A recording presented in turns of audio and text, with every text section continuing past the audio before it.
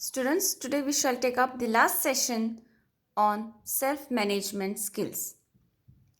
Today's session is on self-awareness, that is, being aware of our own self.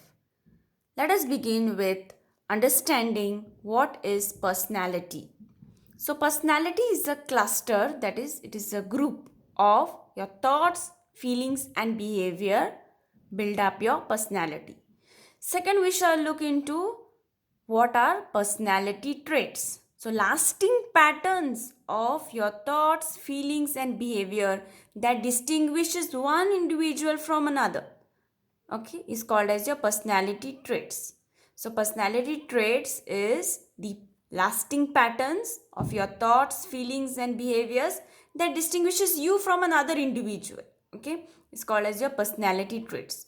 Third, we shall come into the most important topic called as your personality disorder.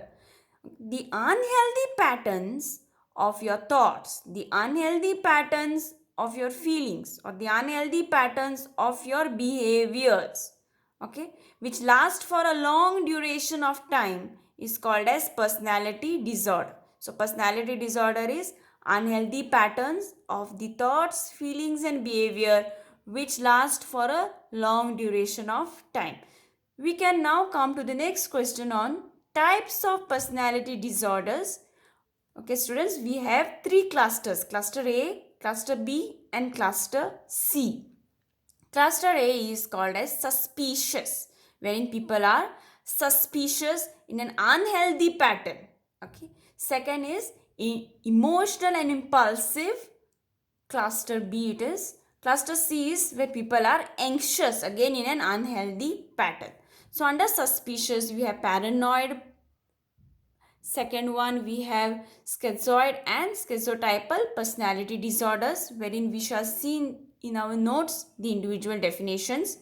Coming to emotional and impulsive personality disorders, which are the types: antisocial, borderline, histrionic, and narcissistic personality disorder.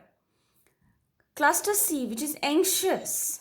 So, anxious personality disorders are avoidant, dependent, and obsessive compulsive personality disorder.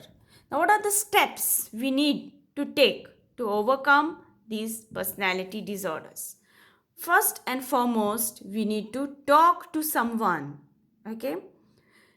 Second, look after your physical and mental health, which is very important. Third, as we saw in the previous session, we need to build up positive attitude. We need to also develop hobbies. Various hobbies are of your personal interest. The last one is build self-confidence. That is, you should be sure that we can achieve our goals. Okay. Thank you, students.